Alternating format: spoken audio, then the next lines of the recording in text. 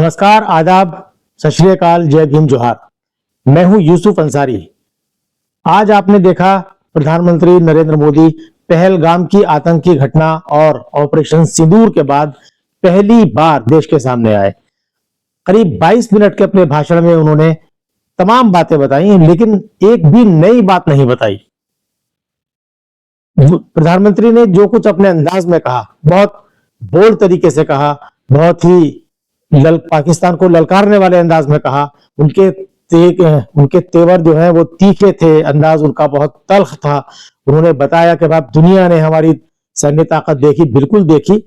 और उन्होंने बताया कि ऑपरेशन सिंदूर ने आतंकवाद के खिलाफ लड़ाई में एक नई लकीर खींची है। ये बात बिल्कुल सही है, लेकिन ये बात तो हमारे जो प्रेस कॉन्फ्रेंस हुई थी आर्मी के तीनों अधिकारियों की तरफ से, उसमें यह बात बताई जा चुकी थी। और ऑपरेशन सिंदूर से जुड़ी तमाम जानकारियां, जिस दिन ऑपरेशन सिंदूर रात को अंजाम दिया गया, उसके अगले दिन विदेश सचिव और थल सेना की कर्नल सोफिया कुरैशी और वायुसेना की विंग कमांडर व्योमिका सिंह हमें दे चुकी थी, लगातार जानकारियां दे रही थी। प्रधानमंत्री से देश कुछ और जानना चाहता था। प्रधानमंत्री से देश जानना चाहता था ये सब कुछ नहीं कि जो कुछ हम अखबारों में पढ़ चुके हैं या हमें प्रेस कॉन्फ्रेंस के जरिए सेना की तरफ से बताया जा चुका है। वो सारी जानकारी सब जानते हैं कि ऑपरेशन सिंदूर ने किस तरह पाकिस्तान में जाकर आतंक के ठिकानों को तबाह किया, किस तरह पाकिस्तान ने जब भारत पर हमले शुरू किए तो किस तरह उनकी मिसाइलों को हवा में ही मार गिराया और भारत की सैन्य शक्ति के सामने पाकिस्तान नहीं टिक पाया। ये सारी बातें हम जानते हैं। जो पॉलिसी बताई प्रधानमंत्री नरेंद्र मोदी ने कि पाकिस्तान को हमने सिर्फ एक मौका दिया है और पाकिस्तान जब गिड़गिड़ाया तब हम सीज फायर के लिए राजी हुए हैं, ये बात भी पहले से पता थी कि खुद विदेश सचिव विक्रम मिस्री बता चुके थे कि पाकिस्तान के डीजीएमओ ने भारत के डीजीएमओ को फोन करके कहा था और तब सीज फायर पर सहमति बनी थी।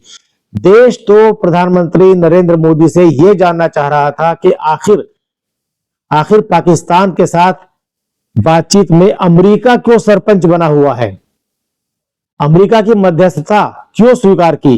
पाकिस्तान की तो मजबूरी थी, जब पाकिस्तान पर हमले हो रहे थे, पाकिस्तान का जो डिफेंस सिस्टम है वो काम नहीं कर रहा था, भारत ने उसको मुंहतोड़ जवाब दिया। पाकिस्तान तो गिड़गिड़ाएगा ही, ये तो नेचुरल सी बात है। और पाकिस्तान ने संकेत देने शुरू कर दिए थे जब उसने दुनिया के दूसरे देशों की से बात करनी शुरू की थी, तभी संकेत मिल गए थे कि पाकिस्तान अब सीज फायर चाहता है।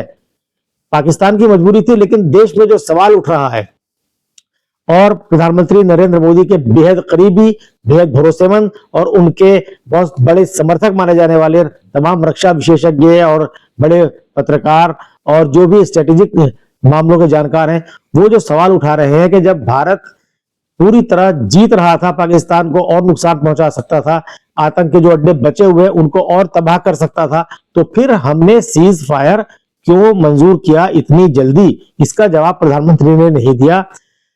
और प्रधानमंत्री ने सबसे जो अहम सवाल है वो ये है कि आखिर डोनाल्ड ट्रंप ने क्यों इसकी घोषणा पहले की। सारा क्रेडिट भारत और पाकिस्तान के बीच जो सीज फायर हुआ है उसका पूरा क्रेडिट अमेरिका ने क्यों लिया? अमेरिका के राष्ट्रपति ने किस हैसियत से दोनों देशों के बीच मध्यस्थता कराई? और अमेरिका के राष्ट्रपति ने यह बात कही है कि हम रात भर पाकिस्तान और भारत के प्रधानमंत्री से बात करते रहे। तो मोदी जी को आज ये बताना चाहिए था अपने भाषण में कि जो विदेश नीति आजादी के बाद से चलती आ रही है कि कश्मीर पर हम किसी तीसरे पक्षी मध्यस्थता स्वीकार नहीं करेंगे, तो डोनाल्ड ट्रंप, अमेरिका के राष्ट्रपति डोनाल्ड ट्रंप किस हैसियत से ये कह रहे हैं कि हम भारत और पाकिस्तान के बीच मध्यस्थता करेंगे।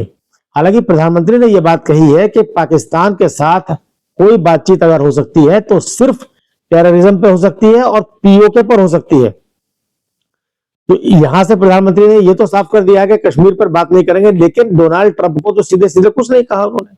दूसरी बात, डोनाल्ड ट्रंप ने जो बात कही कि साहब दोनों देश सीज फायर के लिए राजी हो जाएंगे तो हम दोनों के साथ कारोबार बढ़ाएंगे, तो क्या सिर्फ कारोबार बढ़ाने के लिए? और दूसरी बात, इस तरह के सवाल उठने लगे हैं कि मोदी जी के जो करीबी मित्र हैं, व्यापारी मित्र हैं, चाहे वो अडानी हो चाहे वो अंबानी हो, उनके बहुत सारे बिजनेस इंटरेस्ट हैं, उनकी वजह से सीज फायर को भारत मजबूर हुआ है। कई और सवाल, महत्वपूर्ण सवाल उठ रहे हैं, तो उनमें से किसी भी एक सवाल का जवाब प्रधानमंत्री ने इस देश के नाम अपने इस संबोधन में नहीं दिया। वो तमाम बातें उन्होंने, सिर्फ वही तमाम बातें उन्होंने बताई जो हमें विदेश सचिव विक्रम मिश्री बता चुके थे, कर्नल सोफिया कुरैशी बता चुकी थी, विंग कमांडर व्योमिका सिंह बता चुकी थी, और कल सेना के जो डीजीएमओ की तरफ से प्रेस कॉन्फ्रेंस हुई थी, तीनों सेनाओं के आला अधिकारियों की तरफ से प्रेस कॉन्फ्रेंस हुई थी, उसमें ऑपरेशन सिंदूर और उसके बाद हुई सैनिक कार्रवाइयों का तमाम ब्यौरा दिया गया था। उसी को समअप करके प्रधानमंत्री ने अपने 22 मिनट के भाषण में समेटने की कोशिश की। जो सवाल, मुख्य सवाल है कि क्या भारत पाकिस्तान के साथ जो दो तरफा रिश्तों और किसी भी मुद्दे पर दो तरफा बातचीत की एक पॉलिसी है, क्या उस पॉलिसी से भारत हट गया है? अगर हटा है तो क्या मजबूरी है? प्रधानमंत्री ने देश का नाम जो संदेश दिया, इसका एक और मतलब निकलता है। जिस दिन से सीज फायर की खबर आई थी, उसी दिन से कांग्रेस और अन्य विपक्षी दलों ने प्रधानमंत्री से यह डिमांड की थी कि वो संसद का सत्र बुलाएं या सर्वदलीय बैठक बुलाएं। आज देश का नाम दिए गए संदेश से यह साफ हो गया है कि प्रधानमंत्री अब ना तो कोई सर्वदलीय बैठक बुलाएंगे और ना वो संसद का सत्र बुलाएंगे। उन्होंने अपनी बात कह दी है। उन्हें मोनोलॉग करने की आदत है, डायलॉग करने की आदत नहीं है। अगर वो इससे पहलगाम की आतंकी घटना के बाद 2 बार सर्वदलीय बैठक हुई, दोनों बार प्रधानमंत्री नरेंद्र मोदी सर्वदलीय बैठक में शामिल नहीं हुए। उन्होंने रक्षा मंत्री राजनाथ सिंह को आगे किया और राजनाथ सिंह और गृह मंत्री, इन दोनों से विपक्षी दलों के नेताओं ने सवाल पूछे। कुछ सवालों के जवाब आए, कुछ सवालों के जवाब नहीं आए, और उस वक्त सभी विपक्षी दलों ने एक सुर में यह कहा था कि सरकार पाकिस्तान के खिलाफ जो भी एक्शन लेना चाहती है वो ले, और सभी विपक्षी दल उसके साथ खड़े रहेंगे। सरकार को पूरी तरह समर्थन दिया था। लेकिन प्रधानमंत्री सर्वदलीय बैठक में हिस्सा लेने से बचते रहे। आज के इस संबोधन के बाद ये साफ हो गया है कि अब वो इस मुद्दे पर विपक्ष की मांग के मुताबिक कोई सर्वदलीय बैठक नहीं बुलाएंगे, क्योंकि अगर वो सर्वदलीय बैठक बुलाते हैं तो जो सवाल विपक्ष पूछ रहा है वो सवाल अब वो प्रधानमंत्री से उनके मुंह पर पूछेगा, बैठक में पूछेगा, इसलिए नहीं बुलाएंगे। संसद का सत्र भी सरकार इसीलिए बुलाने से बच रही है कि संसद के सत्र में सरकार से तीखे सवाल हो सकते हैं और संसद में उन सवालों का जवाब सरकार के पास नहीं होगा, या सरकार संसद में उन सवालों का जवाब नहीं देना चाहेगी, सार्वजनिक तौर पर नहीं करना चाहेगी। तो ये मान के चला जाए कि ये देश का नाम जो आज संबोधन प्रधानमंत्री नरेंद्र मोदी ने किया है, इसका लब्बो-लुआब कुल मिलाकर के ये है कि पाकिस्तान को तो कड़ी चुनौती दे दी है, ये बात तो बिल्कुल सब जानते हैं। और जो उन्होंने बहुत ही एक अलग अंदाज में, बोल्ड अंदाज में, फिल्मी डायलॉग के अंदाज में बात कही है कि पाकिस्तान के साथ जो है टॉक्स, टेरर और टॉक्स एक साथ नहीं हो सकती हैं। टेरर एंड ट्रेड एक साथ नहीं हो सकती है। पानी और खून एक साथ नहीं बह सकता है। तो ये बात पहले भी कही जा चुकी है, लेकिन प्रधानमंत्री ने इसे और ज्यादा थोड़ा सा नाटकीय अंदाज में, बोल्ड अंदाज में कहा है। और ये बात कही है कि साहब हमने जो सीज फायर किया है, ये सिर्फ सीज फायर हमने स्थगित किया है, इसे पूरी तरह रोका नहीं है। और ये पाकिस्तान पे डिपेंड करेगा कि अगर पाकिस्तान कोई एक और हमला हमारे ऊपर करता है, आतंकी हमला करता है, तो उसका कड़ा जवाब दिया जाएगा। तो कुल मिलाकर के सारी बातें पहले आ चुकी थी। तो कुल मिलाकर के प्रधानमंत्री के इस भाषण का लब्बो-लुआब यही है कि जो सवाल विपक्ष उनसे पूछ रहा है उसका जवाब वो नहीं देना चाहते हैं।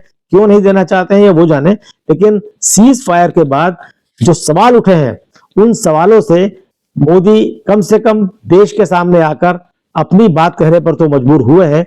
और कांग्रेस के अध्यक्ष मल्लिकार्जुन खड़गे जब दूसरी सर्वदलीय बैठक में वो आए थे तो उन्होंने ये बात साफ तौर पे कही थी कि आज संकट का समय है, हम प्रधानमंत्री के साथ हैं, सरकार के साथ हैं, और पूरा समर्थन हमें है, हमारी तरफ से सरकार को है।